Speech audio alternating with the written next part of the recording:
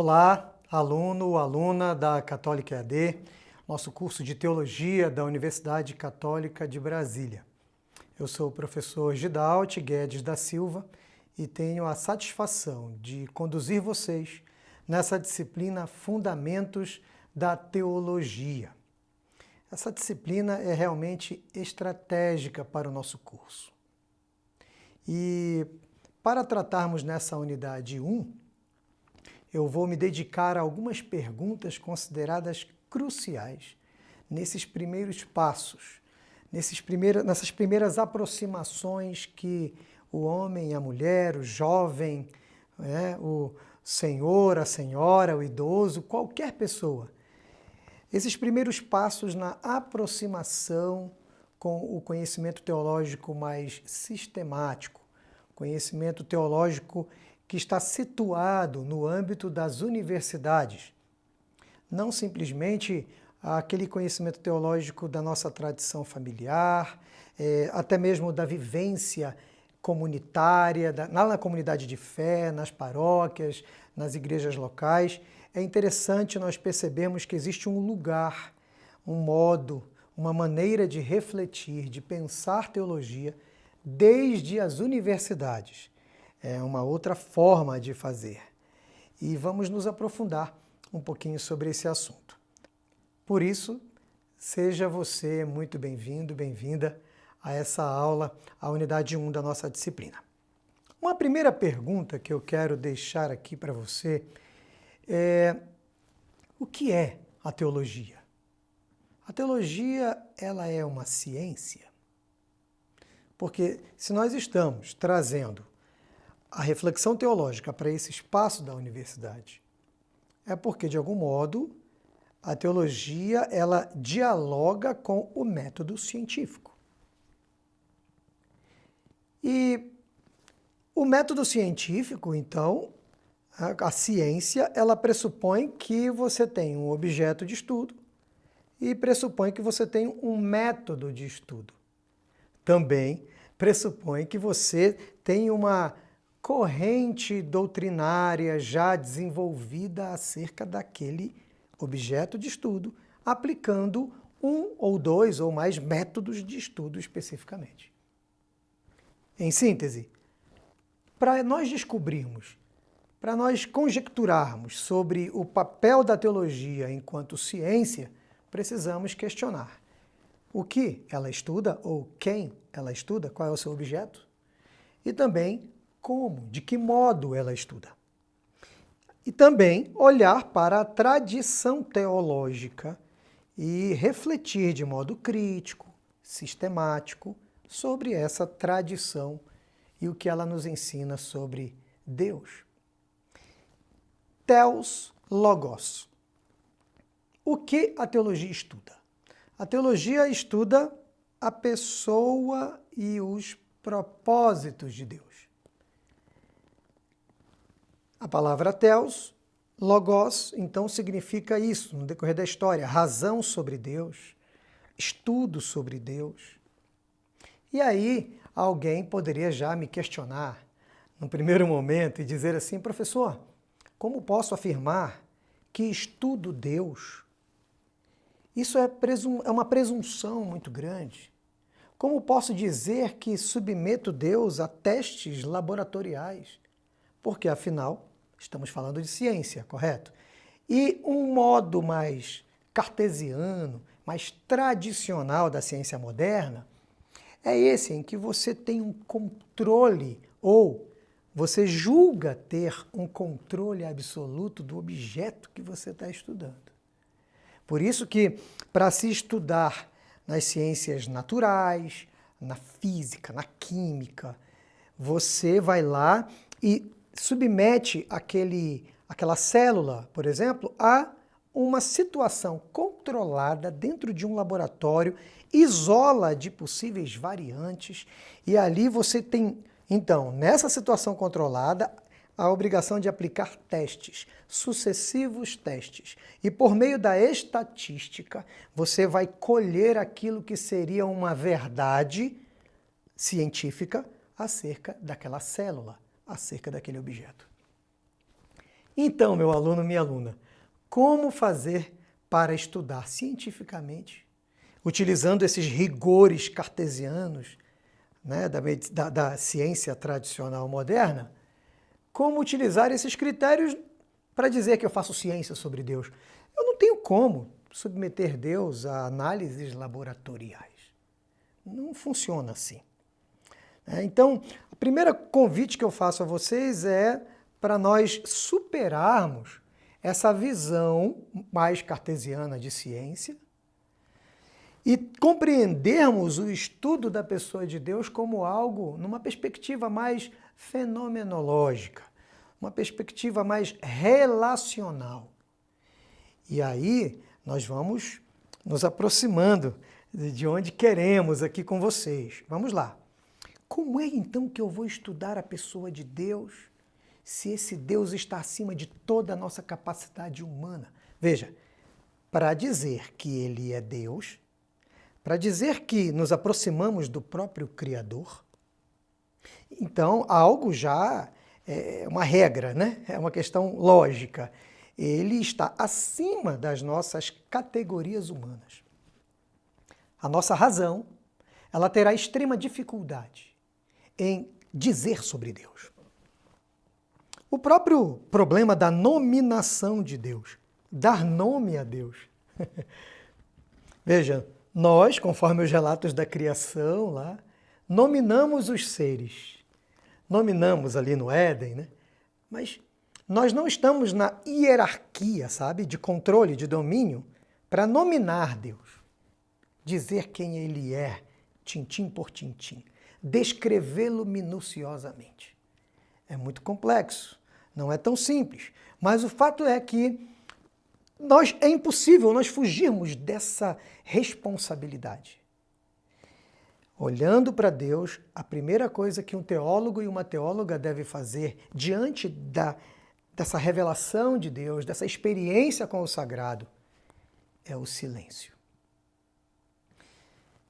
Eu faço um desafio a você. Antes de você assumir os seus estudos nessa disciplina e também na outra disciplina que você está estudando nesse módulo, antes de você ir para os textos e com tanta ousadia, né, com tanta determinação, eu peço que você antes assuma essa postura da solitude. Não é solidão, tá bom? Mas é um momento consigo mesmo em silêncio. Existem alguns exames teológicos para candidatos a ordens, né, ministeriais, presbiterais. É muito comum que se faça uma pergunta: quem é Deus? E eu já vi algumas pessoas quererem responder essa pergunta prontamente. Olha, a primeira resposta que deveríamos dar é: sobre Deus nada posso dizer. Sobre Deus, a minha razão não alcança na sua plenitude. Essa atitude de silêncio, de humildade diante do estudo de Deus é muito importante.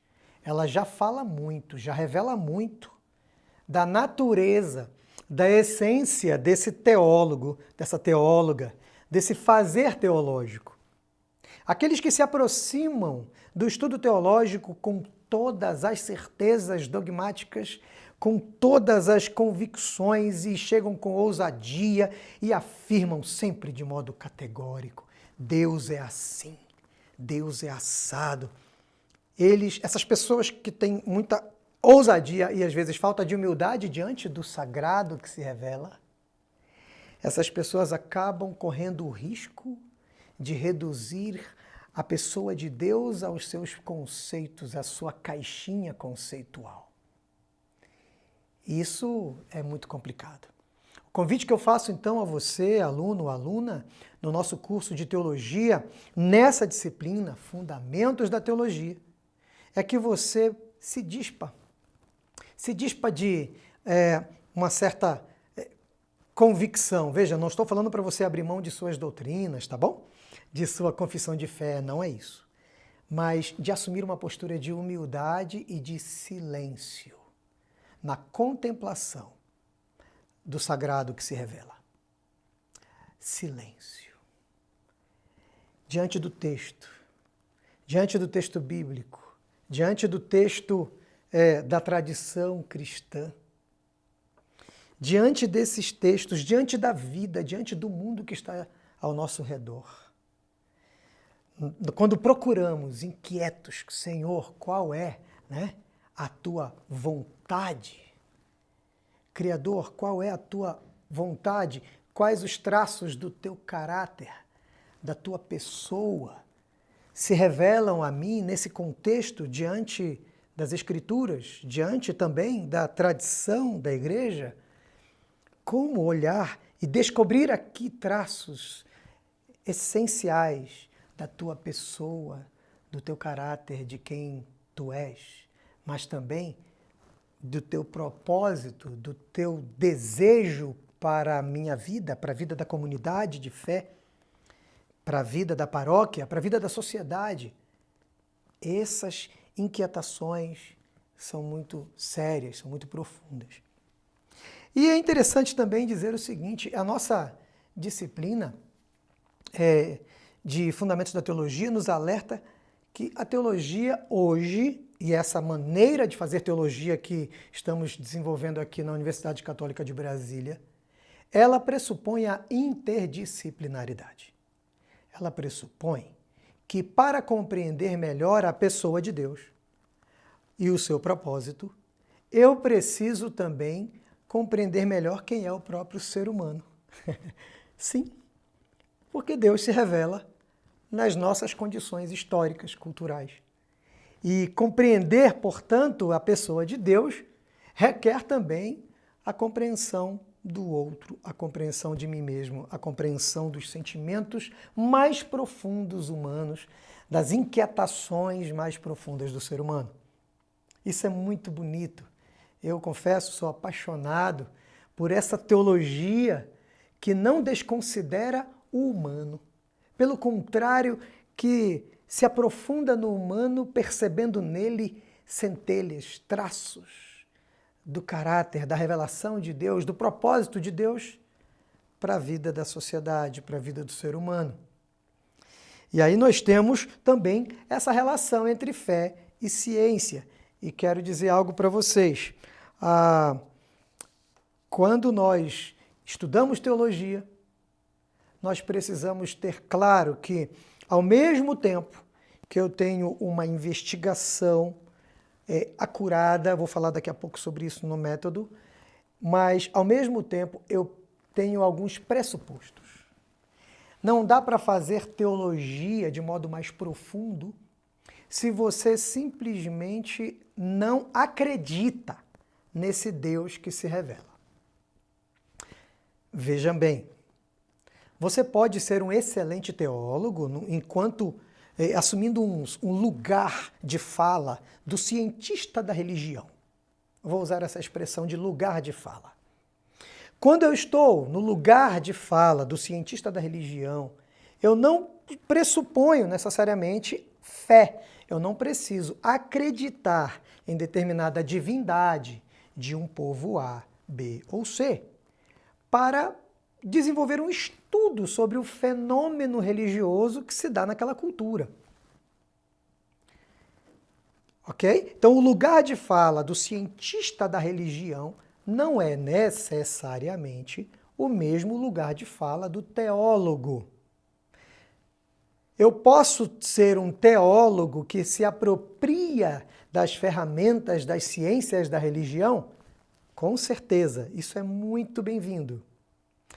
Mas se eu somente sou cientista da religião e não dialogo com profundidade, não tenho uma crença fortalecida naquele sagrado, naquela divindade, que eu estou estudando, então eu não consigo alcançar algumas dimensões vivenciais, algumas dimensões da piedade, algumas dimensões da mística que está aqui nesse lugar de fala do teólogo. Estamos percebendo isso? Percebeu que você pode fazer ciências da religião, do ponto de vista da sociologia da religião, da psicologia da religião, da antropologia da religião? Você pode fazer, tá? Mas não da filosofia, da religião, mas não necessariamente você precisa de fé para isso. Agora, quando você está no lugar de fala do teólogo ou da teóloga, aquele que crê, mas que quer fazer um estudo científico acurado, dialogando com todas as ciências, aí sim, isso pressupõe interdisciplinaridade, mas pressupõe também relação, pressupõe uma mística, pressupõe um lugar de muito carinho lá, no seu íntimo, quando você pensa, quando você reflete sobre quem é Deus e sobre o propósito de Deus para a vida humana. Agora, caminhando para a segunda pergunta dessa aula, que é sobre o método. Percebemos, então, que não é tão fácil estudar esse objeto, né? E esse Deus que se revela na história. Então, como é que eu vou fazer isso? A primeira questão é, esse Deus, ele decide se relacionar, ele decide romper essa distância. É dele a decisão. Ele se revela primeiro. O Deus que se permite conhecer. Olha que interessante. E ele não precisava disso necessariamente. E esse permitir-se conhecer pelo ser humano é um gesto de amor. Já é o primeiro ato de graça. A primeira ação graciosa de Deus está no seu desejo de estabelecer uma relação. E por meio dessa relação com o ser humano, promover atos de graça em diversas circunstâncias da vida humana, no decorrer da história do povo de Deus, sempre visando alcançar todas as nações. Esse testemunho de amor. Então, não podemos desprezar isso. Ah, professor, mas é muito estranho. Você começa a falar de teologia, de categorias lógicas, tentarmos compreender Deus sistematicamente, e aí você fala de sentimento, de amor. As pessoas que começam a tentar estudar o propósito, olha só, a pessoa, o caráter, quem Deus é, e o seu propósito para a humanidade, e desprezam a maior motivação dele, do próprio Deus, que é um gesto de amor pelo ser humano, essas pessoas vão fazer perguntas que talvez estejam muito distantes da realidade ali, daquilo que a palavra de Deus e que a tradição, a vida do povo de Deus nos revelam. Ok? Então, o método, olha que interessante, pensar sobre como descobrir melhor esses traços, essas características que Deus revelou no decorrer da história. Já teve uma briga aí na história da igreja muito forte. Alguns diziam, só a tradição pode ser fonte do conhecimento de Deus. Não, só a tradição. Aí outros brigaram e falaram, não, sola escritura. Só a escritura pode ser fonte do conhecimento de Deus. E aí vários questionamentos foram feitos no decorrer dos últimos séculos.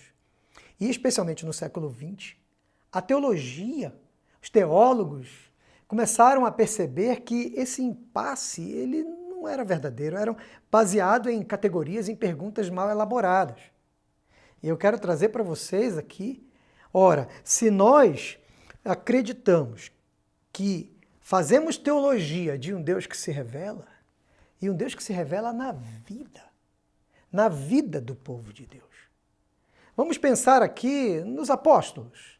Vamos pensar nos apóstolos que convivem com o Cristo e depois carregam ali durante alguns anos, né, algumas décadas, aquela tradição oral da igreja primitiva. E essa tradição oral se converte em texto sagrado, texto do Novo Testamento. Por que, então, essa dicotomia entre tradição e revelação bíblica? Né? Deus se revela.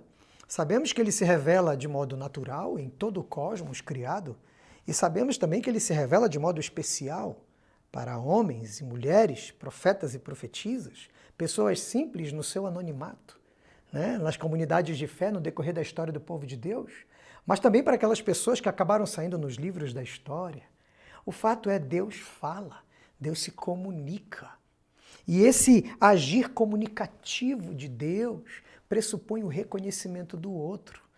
Como compreender o que Deus diz se ele falasse utilizando categorias que estão além da minha capacidade cognitiva? Ora, para que haja comunicação entre Deus e os profetas, Deus e o povo de Deus no decorrer da história, e isso se tornasse um texto, uma tradição oral, uma tradição escrita, para acontecer isso, então eu devo reconhecer que Deus fala por meio da cultura. Deus se utiliza de categorias, de significados, de estruturas da cultura para se comunicar com o seu povo.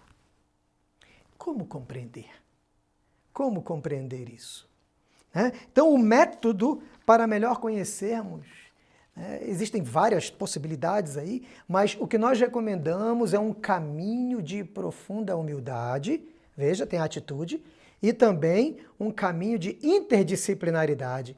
Eu preciso reconhecer o valor dos dizeres, das falas de outras ciências humanas para melhor compreender a própria cultura humana. Porque quando eu compreendo esse jeito humano de viver a experiência com o sagrado, eu também compreendo melhor o modo de Deus se comunicar para cada comunidade de fé no decorrer da história do povo de Deus.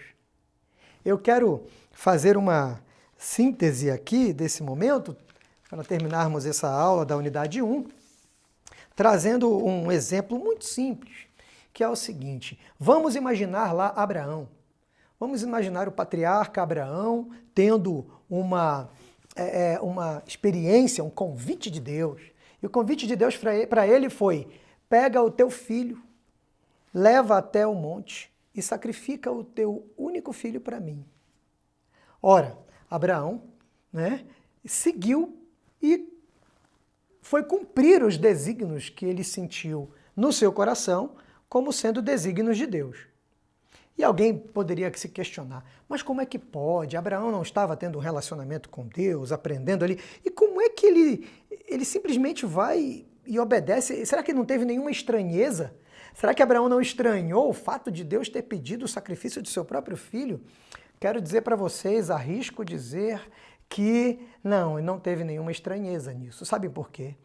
Porque a coisa mais comum na cultura daqueles povos antigos era a cultura sacrificialista. A cultura em que os deuses daquelas nações solicitavam sacrifícios humanos para que eles se sentissem satisfeitos. Vamos aplacar a ira dos deuses por meio dos sacrifícios humanos. Olha só que coisa, hein? E aí eu quero dizer para vocês, olha que Deus primeiro se utiliza ali naquela narrativa de fé, naquele relato de fé de Abraão, Deus fala com ele e ele caminha tranquilamente. Ele segue os desígnios que ele sentiu no seu coração para aplacar a ira de Deus, assim como tantos outros solicitam, e Yahvé deve então solicitar essa forma, esse sacrifício do meu próprio filho, mesmo que depois ele o ressuscite, porque ele prometeu para mim, que desse filho teria uma nação de herdeiros e tal. Olha que interessante. Vamos imaginar ali, nesse relato de fé, como que Deus se comunica utilizando as estruturas da cultura. Só que na hora de imolar, o menino estava amarrado, tudo direitinho. Na hora que ele puxa o cutelo e vai imolar seu filho, o anjo aparece na narrativa e diz para ele: não faça isso. Eu trouxe o cordeiro. Eu sou o provedor do próprio sacrifício. Olha que coisa estranha. Como é que pode uma divindade que pede o sacrifício para que a sua ira seja aplacada, para que ele seja agradado, para que ele se sinta adorado, ao mesmo tempo, na hora que o pai vai imolar o filho, ele mesmo diz: eu dou o cordeiro, eu sou o provedor do próprio sacrifício. Sabe o que isso significa? Significa que, naquele momento, Abraão entendeu que toda a estrutura sacrificialista daqueles povos antigos era falha. Deus estava dizendo para ele: Abraão, conheça mais de mim. Eu não Concordo. Eu não sou esse Deus que pede sacrifícios, porque nenhum sacrifício de vocês poderia aplacar ou me agradar. Eu sou Deus de graça. Eu sou aquele que provê o cordeiro. Você se relaciona comigo não porque você merece, pelos méritos do teu sacrifício ali, sacrifício do teu filho para aplacar a minha ira. Não.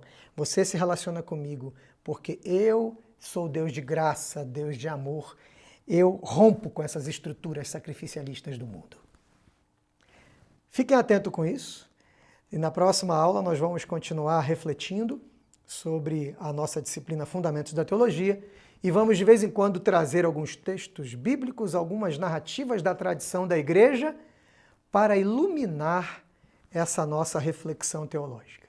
Um grande abraço, vejo você na próxima unidade.